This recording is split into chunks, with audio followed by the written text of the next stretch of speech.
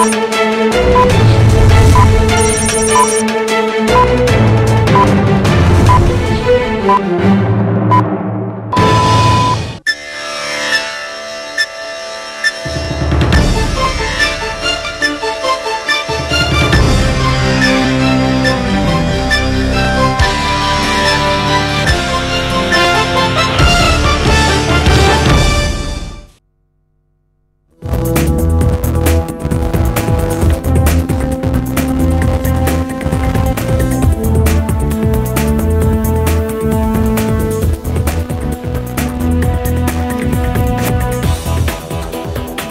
আলাইকুম প্রিয় দর্শক, আমি হাসিব মারজান আপনাদের সবাইকে আমন্ত্রণ জানাচ্ছি চ্যানেল আই সংবাদে। আর বিস্তারিত সংবাদের শুরুতেই জানিয়ে দিচ্ছি ফ্রেশ প্রিমিয়াম টি সংবাদ শিরোনামগুলো। আওয়ামী লীগের ৭৫তম প্রতিষ্ঠা বার্ষিকীতে জাতির পিতার প্রতিকৃতিতে শ্রদ্ধা, সাম্প্রদায়িক শক্তি প্রতিহত করে এগিয়ে যাওয়ার প্রত্যয়।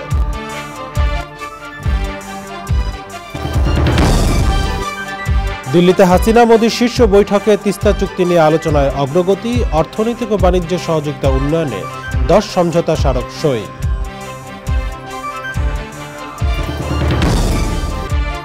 এবং টি-20 বিশ্বকাপের সুপার 8-এ আফগানিস্তানে দেওয়া 149 রানের টার্গেটে ব্যাটিং অস্ট্রেলিয়া, জিতলেই সেমিফাইনাল নিশ্চিত অজিদের।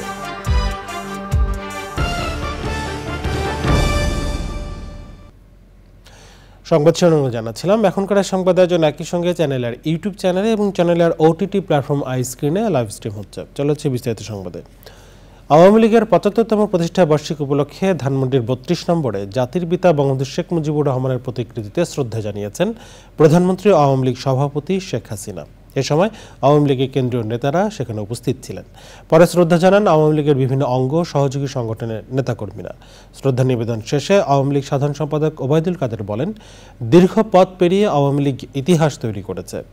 বিএনপি নেতৃত্বাধীন সাম্প্রদায়িক অপশক্তিকে মোকাবেলা করাই আগামীর চ্যালেঞ্জ বলে মন্তব্য করেন আওয়ামী লীগ সাধারণ সম্পাদক। আমরা আমাদের রক্তমূল্যে অর্জিত বিজয়কে সুসংহত করব। আমাদের চলার পথের প্রধান বাধা বর্ণচোরা বিএনপি, মুক্তিযুদ্ধের নামে এই বর্ণচোরারা ভাওতাবাজি করে আমাদের আজকে সাম্প্রদায়িক জঙ্গিবাদী শক্তি আমাদের অভিন্ন শত্রু। এই অভিন্ন শত্রু বিএনপির নেতৃত্বে ঐক্যবদ্ধ। 52 ভাষা আন্দোলন থেকে মহান মুক্তিযুদ্ধ সহ গণতান্ত্রিক সব আন্দোলনের নেতৃত্ব দিয়েছে দেশের প্রাচীনতম ঐতিহ্যবাহী রাজনৈতিক দল আওয়ামী লীগ। পদ্মা সেতু, মেট্রো রেলের মতো মেগা প্রকল্প বাস্তবায়ন সহ স্বাধীন বাংলাদেশের উন্নয়ন অগ্রগতি সবই আওয়ামী লীগের হাত ধরে। আগামীর পথ চলায় দলকে নিষ্কলুষ রেখে দেশকে উন্নয়নের শিখরে নেওয়ার প্রত্যয় জানিয়েছেন প্রবীণ নেতারা। ওবায়দুল রশিদের রিপোর্ট। ঢাকার টিকাটুলির রোজ গার্ডেন প্যালেসে ১৯৪৯ সালে মাওলানা আব্দুল হামিদ খান ভাসানীকে সভাপতি এবং শামসুল হককে সাধারণ সম্পাদক করে গঠিত হয় পূর্ব পাকিস্তান আওয়ামী মুসলিম লীগ। প্রতিষ্ঠাকালীন যুগ্ম সাধারণ সম্পাদক জাতির পিতা বঙ্গবন্ধু শেখ মুজিবুর রহমান সাধারণ সম্পাদক নির্বাচিত হবার পর ধর্মনিরপেক্ষতার চর্চা এবং অসাম্প্রদায়িক চেতনার প্রতিষ্ঠার জন্য ১৯৫৫ সালে নতুন নাম হয় পূর্ব পাকিস্তান আওয়ামী লীগ। 52 ভাষা আন্দোলন, ৬৬-র ৬ দফা এবং ৬৯-এর গণ অভ্যুত্থানের মধ্য দিয়ে মানুষের হৃদয়ে প্রতিষ্ঠা পায় আওয়ামী লীগ, যার প্রতিফলন ঘটে ৭০-এর নির্বাচনে নিরঙ্কুশ বিজয়ের মধ্য দিয়ে। ১৯৭১-এর ঐতিহাসিক ৭ই মার্চ বঙ্গবন্ধু শেখ মুজিবুর রহমানের ভাষণে আসে স্বাধীনতার ঘোষণা। রক্ত যখন দিয়েছি, রক্ত আরো দেব, এদেশের মানুষকে মুক্ত করে ছাড়বো ইনশাআল্লাহ।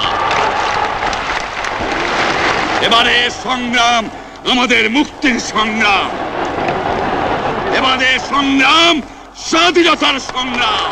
বঙ্গবন্ধুর দেখানো পথে মুক্তিযুদ্ধের নেতৃত্ব দিয়ে গণমানুষকে সঙ্গে নিয়ে স্বাধীনতা আনে আওয়ামী লীগ, জন্ম নেয় লাল সবুজের বাংলাদেশ।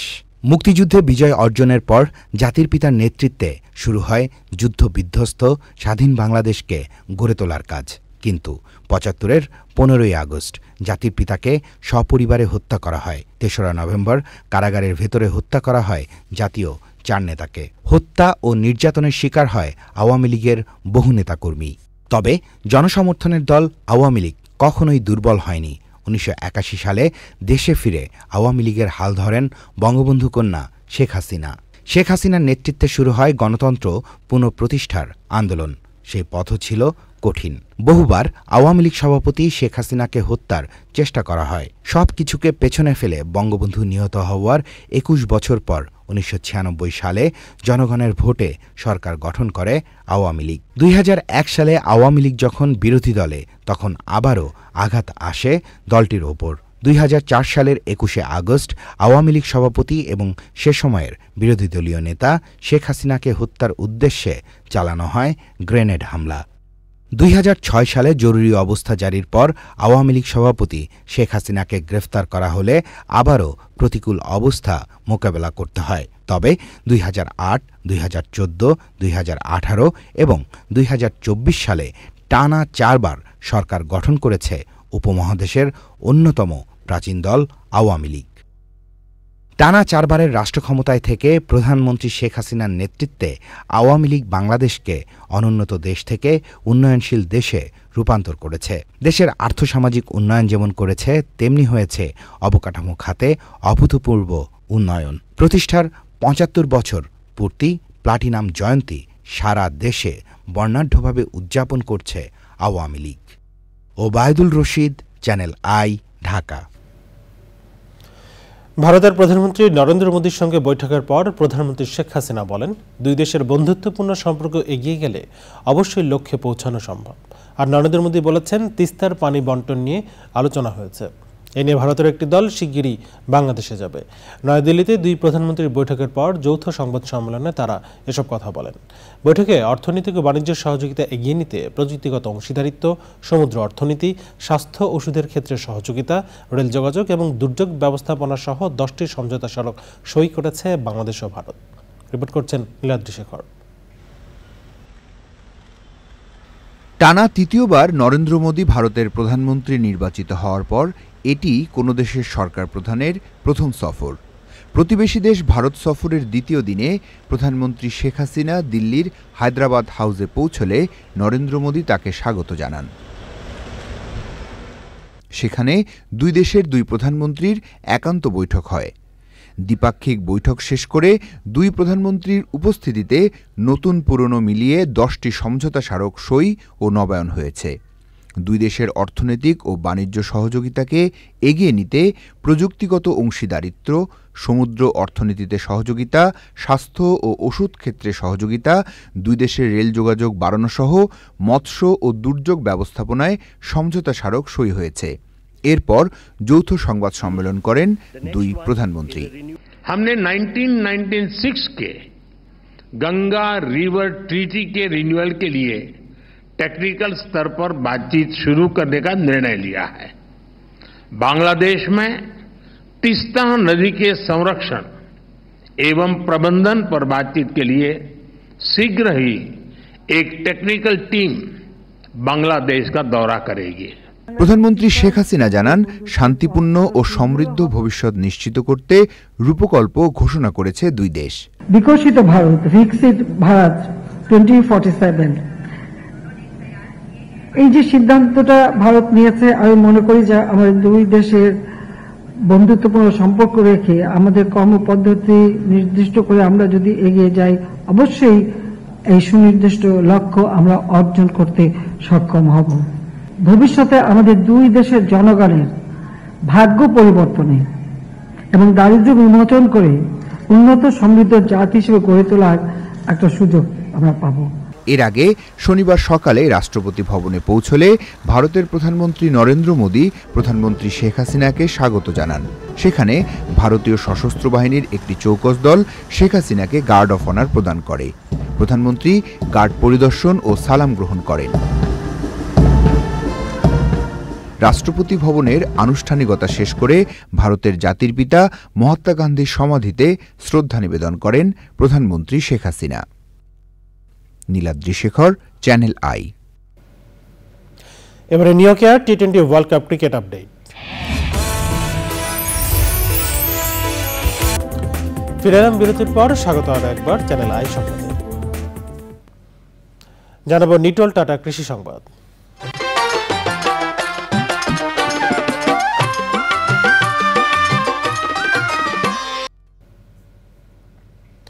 নোয়াখালীতে বাড়তি লাভের আশায় মাছের রং মিশিয়ে বিক্রি করছে ব্যবসায়ীরা। পচা বাসি মাছে তাজা ভাব আনতে এমন ধোঁকাবাজি করছে তারা। মাছে কেমিক্যাল ব্যবহারে উদ্বিগ্ন ক্রেতারা। আলাউদ্দিন শিবলির তথ্য ভিডিওচিত্রে জাকিয়া আক্তারের ডেস্ক রিপোর্ট। নোয়াখালীর নদীর তীরবর্তী মাছঘাট ও স্থানীয় হাটবাজারে প্রকাশ্যে মেশানো হচ্ছে কাপড়ে ব্যবহার করা লাল রং। বেশি মেশানো হয় পোয়া, চিংড়ি, পাবদা সহ দ্রুত পচনশীল মাছে। পচা নরম সাদা মাছে লাল রং মেশালে তাজা ভাব আসে, তাই অসাধু ব্যবসায়ীদের এমন কারসাজি। এছাড়া ড্রাম ভর্তি পানিতে মাছ দীর্ঘ সময় জীবিত রাখার জন্য পানিতে ব্যবহার করা হয় অক্সিজেনের নামে কেমিক্যাল।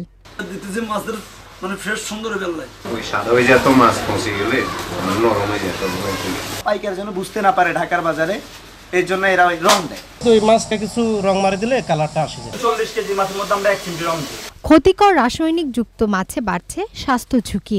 দেখলে দেখি যে তাজা, আসলে ভিতরে দেখি যে পচা। তো আসলে কেমিক্যাল মিলাইছে না কি মিলাইছে আসলে তো বোঝা মুশকিল। আমরা এগুলো আমাদের মাছগুলো কিনে নিচ্ছি, দেখা যাচ্ছে মাছগুলো অনেক তাজা সুন্দর। এগুলোতে হয়তো অনেক কেমিক্যাল মিক্স থাকতে পারে, কারণ বাড়িতে গেলে দেখা যায় মাছগুলো অনেক পচা। আমরা বিশেষজ্ঞরা বলছেন রং মেশানো এসব মাছ মানবদেহের জন্য ক্ষতিকর। গবেষণা দেখা গেছে এগুলো সিনথেটিক কেমিক্যাল এবং কাপড়ের রং, এগুলা আপনি সিদ্ধ করার পরও অথবা ধোয়ার পরও যায় না, এবং এই রং মিশ্রিত ফিশ যদি খেলে মানবদেহের অনেক রোগ হতে পারে। অসাধু ব্যবসায়ীদের বিরুদ্ধে অভিযান পরিচালনার কথা জানিয়েছে ভোক্তা অধিকার অধিদপ্তর। আমরা বেশ কিছু নিউজ পেয়েছি এবং এর প্রেক্ষিতে কিছু অভিযানও হয়েছে, এবং আমরা আমাদের অভিযান অব্যাহত রেখেছি। যেখানে আমরা এই ধরনের অসাধু কাজ দেখবো যেগুলো মানুষের স্বাস্থ্যের জন্য ক্ষতিকর, আমরা সেগুলোতে আরও কঠিনভাবে আমরা অভিযান চালাবো। ক্রেতাদের সচেতনভাবে মাছ কেনার পরামর্শ দিয়েছেন ভোক্তা অধিকার অধিদপ্তর। Zakia Akter, channel I. এখন দেখবেন প্রকৃতি সংবাদ।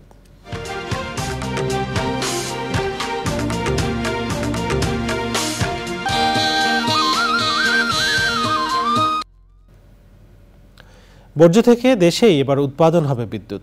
সাভারে পুরো দমে চলছে বর্জ্য থেকে বিদ্যুৎ প্রকল্পের কাজ। এতে উৎপাদন হবে 42.5 মেগাওয়াট বিদ্যুৎ, যা জাতীয় গ্রিডে যুক্ত হবে। সংশ্লিষ্টরা বলছেন প্রকল্পটি বাস্তবায়ন হলে স্মার্ট বর্জ্য ব্যবস্থাপনা নিশ্চিতের পাশাপাশি ঢাকা হবে পরিবেশ বান্ধব ও পরিচ্ছন্ন নগরী। জাকির হাসানের তথ্য ভিডিওচিত্রে আফরোজা হাসির রিপোর্ট। ঢাকা আরিচা মহাসড়কের পাশে সাভারের আমিনবাজারে ডাম্পিং স্টেশনে বর্জ্যের পাহাড়, যা আশপাশের পরিবেশ ও বায়ুকে মারাত্মক দূষিত করছে। বিভিন্ন পরিসংখ্যান বলছে সারা দেশে যে বর্জ্য উৎপাদন হয় তার 30% বেশি হয় রাজধানী ঢাকায়, যার অধিকাংশই রিসাইকেল হয় না। বর্জ্যকে সম্পদে পরিণত করতে 30 একর জায়গা জুড়ে চলছে বর্জ্য থেকে বিদ্যুৎ উৎপাদন প্রকল্পের কাজ। ময়লা থেকে উৎপাদন হবে, গ্যাস থেকে কারেন্ট তৈরি হবে, এরকম প্ল্যানটা আমরা কাজ করতেছি। 2026 সালের মধ্যেই প্রকল্প থেকে উৎপাদিত বিদ্যুৎ জাতীয় গ্রিডে যোগ হবে বলছেন সংশ্লিষ্টরা। আমাদের বর্তমান যে ল্যান্ডফিলটি আছে সেটি আমরা বন্ধ করে দিতে পারবো, ক্লোজ করতে হবে। এটা উচ্চতা বর্তমানে 80 ফিট হয়ে গেছে, ধারণ ক্ষমতার বাইরে চলে গেছে। অন্যদিকে আমরা আগামী 2 বছরের মতো আমাদেরকে একটু অপেক্ষা করতে হবে। তারপরে আমাদের এই প্ল্যান্টটি যে নতুন জায়গায়, সাথেই আমাদের বর্তমানে যে ল্যান্ডফিল যেখানে আছে তার পাশে 30 একর জায়গার মধ্যে এই প্ল্যান্টটি স্থাপন হয়ে যাবে, এবং সেখানে আমরা তখন এই পুরা আমাদের যে সলিড ওয়েস্টটা আমরা যেটা কালেক্ট করি শহর থেকে, সেটিকে আমরা নিয়ে আমরা তাদের কাছে হস্তান্তর করব, এবং সেটি একটি পুরোই এই বিদ্যুৎ উৎপন্ন হবে। বিদ্যুৎ প্ল্যান্টে প্রতিদিন 3000 টন সলিড ও মিক্সড বর্জ্য প্রয়োজন। এইটা সম্পন্ন হলে সাভার উপজেলা সহ আশপাশের উপজেলার বর্জ্য এইখানে আপনার সম্পদে পরিণত হবে, এ থেকে বিদ্যুৎ পরিণত হবে এবং সাভার বর্জ্যমুক্ত হবে ইনশাল্লাহ।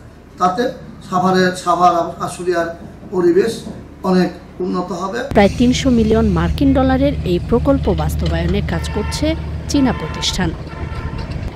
আফরোজা হাসি, প্রকৃতি ও জীবন ডেস্ক, চ্যানেল আই। জানাবো খেলার খবর।